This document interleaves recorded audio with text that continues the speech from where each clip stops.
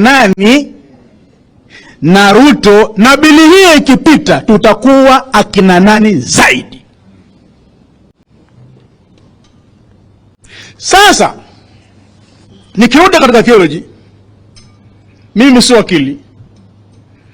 Utawala hauanzi sasa. Kuna watawala kwenye Qur'an na Bible wametajwa wa nguvu. King David alikuwa very powerful.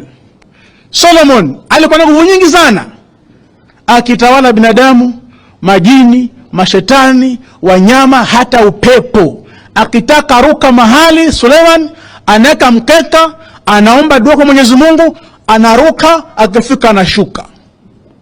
Alikuwa very powerful. Akaja Firauni. Asa Solomon na David hawakumwasi Mwenyezi Mungu, alitawala vizuri. Firauni akaja akakosa. Akatesa Mayahudi, akaoa watoto wachanga wa Kiyahudi, akafanya uchumi wa Misri mbaya kama huu. Mbingu zikachukua hatua. Lipelekewa Nabii Musa, akaonywa, hakusikia. Akapelekewa Haruni, akaonywa, hakusikia. Mbingu zikachukua hatua kwa utawala huo, akadidimizwa Red Sea. Yeye na jeshi lake. Sijui katiba yasemaje, rais akiwa hivi kama huyu hapa, katiba yasemaje? Mimi sio wakili, unajua. Ikiwa Mungu alipofsinywa na Firauni anachinja watoto wa Kiyahudi, amepandisha tax, maisha ni magumu, ameongea na Musa hasikii, Haruna akamwonya hakusikia, maisha ilipokuwa ngumu, mbingu zichukua hatua. Alidimizwa Red Sea na Mayahudi wakaokolewa, wakaenda Kanani.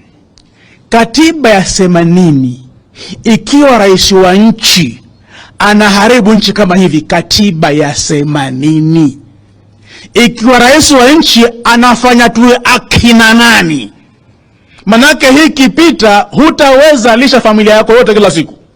Itabidi iwe sahani moja, watu 6 au watu 10.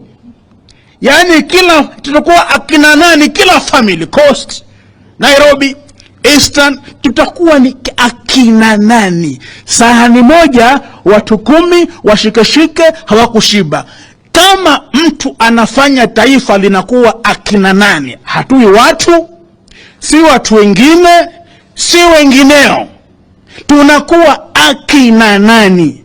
Mtawala akifanya wananchi kuwa akina nani